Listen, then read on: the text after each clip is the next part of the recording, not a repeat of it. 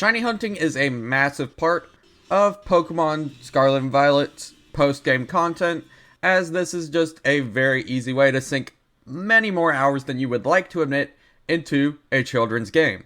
So, of course, to limit the amount of time that you're spending, it is best to look for the most effective methods possible. And I believe I have found what might be the least effective shiny hunting method in this game. As you may know if you've played previous Pokemon games, the Masuda method is when you breed two Pokemon of different languages in the game, and they have an increased shiny rate of, with the shiny charm being 1 in 512, and without being 1 in 683, I believe. I'll check myself in post about that. I've personally been trying the Masuda method myself, using this French Ditto and my Tatsugiri, because I wanted to get myself one of the droopy form Tatsugiri shiny. And if you go over here, you can see all the Tatsugiris that I have been hatching. But I've not simply only been hatching eggs for this Pokemon. I've also been taking the time to shiny hunt other things as well. And if I come over here, you can see in the time that it took me to hatch all these Tatsugiri eggs, I have caught a shiny Toedscool, Iron Bundle, Sliggoo, Dondozo, Iron Valiant, a droopy form Tatsugiri, as well as the, I don't remember what this form's called, but Soy Sauce Boy.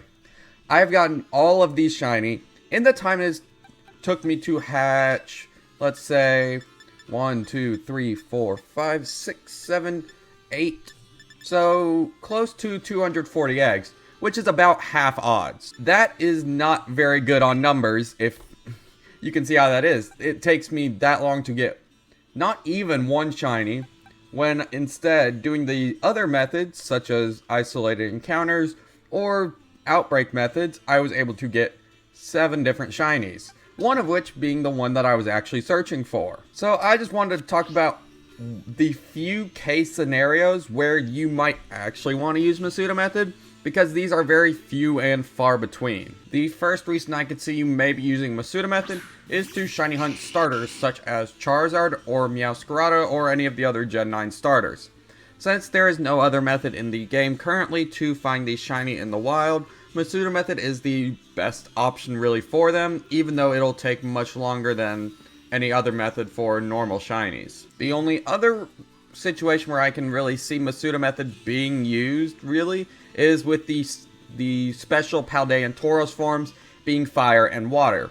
Since these two Pokemon spawn only as pack spawns, they are much rarer to find, and it might simply be easier to hunt them through eggs, as you have to find a pack of 5, and only one of those will be the Pokemon that you're actually hunting. Not to mention, this is a shiny that is very hard to discern what it looks like when comparing it to the regular. At first, I thought I would apply the same type of principle to Tatsugiri and Squawkabilly, since these are also Pokemon with multiple forms, and when breeding, you will breed down the specific form of the Pokemon in this sense. So, for example, since I was breeding a droopy form Tatsugiri, that's why you'll see in my boxes that these are all droopy form, because that was what I was going for, so that's what it bred down. Similar thing for the different Tauros forms, Squawkabilly, and those are the main 3 I can think of that have the multiple forms that you might want to get differences of. But from what I've seen for Tatsugiri and Squawkabilly, it would probably be easier to just go for an isolated encounter area and constantly encounter them until you eventually find the shiny of the form that you want.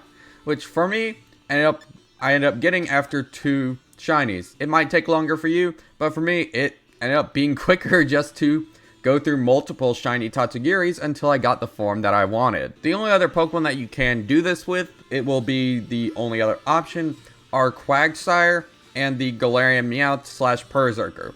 That is because in this region, you will by default breed or find different forms. For example, the Meowth, you'll only find Cantonian Meowths out in the wild, and for Wooper, you will only find the Paldean Wooper out in the wild. So for these Pokemon in particular, you will have to breed them down while holding an Everstone in order to get the special form. So, quick pause, just so that this video doesn't become completely irrelevant. When Pokemon Home is updated to have compatibility with Pokemon Scarlet and Violet, there will be access to the Hisuian formed Pokemon in this game. But honestly, I do not recommend shiny hunting them in Pokemon Scarlet and Violet. You can, obviously, if you want to, you can hatch them with the Everstone being held on the parent Pokemon and being bred with a Ditto. But these Pokemon are so easy to hunt in Legends Arceus. Just go for them here. If you're transferring them over, you obviously already have the game. So, yeah, just Legends Arceus is much better for these mons, but they are also ones that are available to be shiny hunted. Same can be said about the Galarian Pokemon as well as the Alolan Pokemon when they get transferred up as well. So yeah, that's kind of the basic premise of this video. I just wanted to talk about the fact that I think Masuda method is personally outdated in this game.